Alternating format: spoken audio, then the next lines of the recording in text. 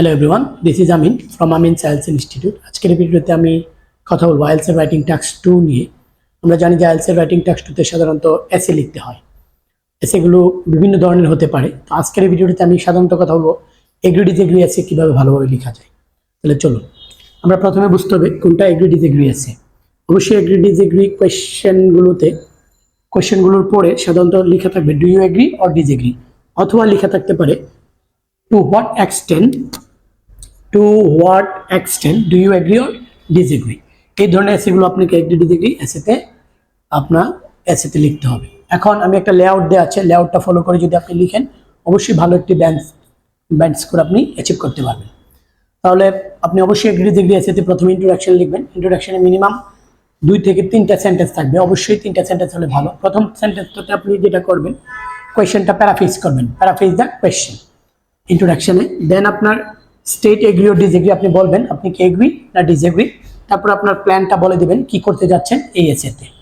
ইন্ট্রোডাকশনে এরকম 3টা সেন্টেন্স আপনি রিমেম্বার 30 থেকে 35 ওয়ার্ডে লিখতে পারেন।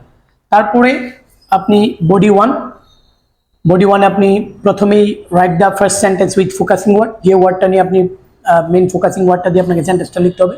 এখানে মিনিমাম 2টা রিজন এবং এক্সাম্পল প্লাস আপনি এক্সপ্লেইন করতে পারেন। এখানে এই প্যারাটাতে আপনি 100 থেকে 120 অথবা 110 থেকে 120 ওয়ার্ড লিখতে পারেন।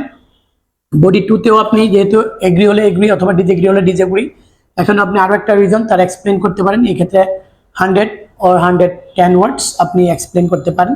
তারপরে গুরুত্বপূর্ণ বিষয় যেটা হলো কনক্লুশন আপনি একটা সেন্টেন্স প্লাস একটা রিজন অথবা 2টা রিজন দিতে পারেন।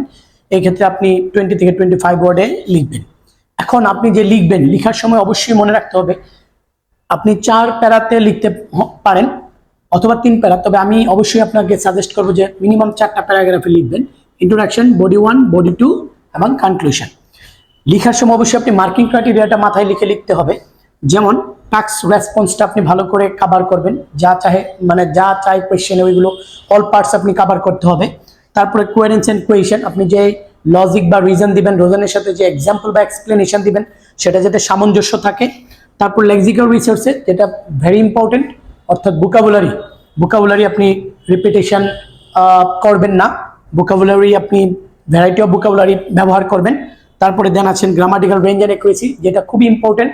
আপনি বিভিন্ন গ্রামার প্লাস বিভিন্ন গ্রামাটিক্যাল সেন্টেন্স স্ট্রাকচার আপনাকে এইগুলোতে শো করতে হবে।